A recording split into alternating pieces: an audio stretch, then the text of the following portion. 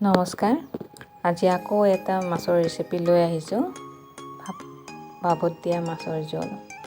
ইয়াতে সৰিয়হ 3 চামুচ লৈছোঁ, আদা নহৰু অকণমান, পিঁয়াজ 2টা, জলকীয়া 2-3টা আৰু এফাল বিলাহী। আদা নহৰু পিঁয়াজ আৰু সৰিয়হখিনি পেষ্ট কৰি লৈছোঁ। তাৰপিছত এটা টিফিনত কচ মাছ আনিছিলে, এই কচ মাছ 4 পিচ লৈছোঁ। দুইফালে নিমখ লেটিয়াই দিছোঁ। ইয়াৰ পিছত পিচি লোৱা পেষ্টখিনি ইয়াতে ঢালি দিছোঁ। ঢালি দি তাত অলপ পানী মিহলাই দিছোঁ, বেছি নালাগে, অলপ দিলেই হৈ যায়। তাৰপিছত বাকী বিলাহীখিনি আৰু পিঁয়াজ জলকীয়া তাত ছটিয়াই দিছোঁ। তাৰপিছত অকণমান জিৰা গুড়ি ওপৰত ছটিয়াই দিছোঁ, দি ভালদৰে এইখিনি লৰাই দিছোঁ।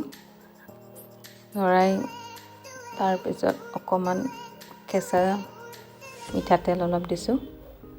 কেঁচা মিঠাতেল দিলে তাৰ টেষ্টটো অলপ ভাল আহে।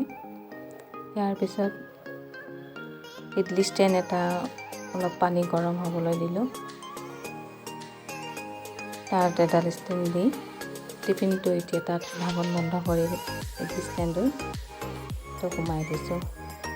ইয়াৰ পিছত ইডলি ষ্টেণ্ডৰ ঢাকনিখন মাৰি অলপ সময় ৰাখিব লাগে, কমচে কম 20-25 মিনিটমান। 20 মিনিট হৈ যোৱাৰ পিছত বন্ধ কৰি ঠাণ্ডা হ'বলৈ দিলোঁ। তাৰপিছত ঠাণ্ডা হোৱাত ঢাকনি গুচাই টিফিনটো উলিয়াই ল'লোঁ। লৈ এয়া আপোনালোকৰ আগত দেখুৱাইছোঁ।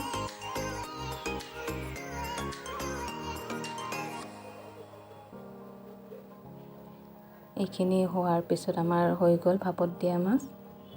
আপোনালোকে যদি ভিডিঅ'টো চাই ভাল পাইছে তেনেহ'লে লাইক, শ্বেয়াৰ, কমেণ্ট কৰিব। আকৌ ছাবস্ক্ৰাইব কৰিবলৈ নাপাহৰিব। বাই।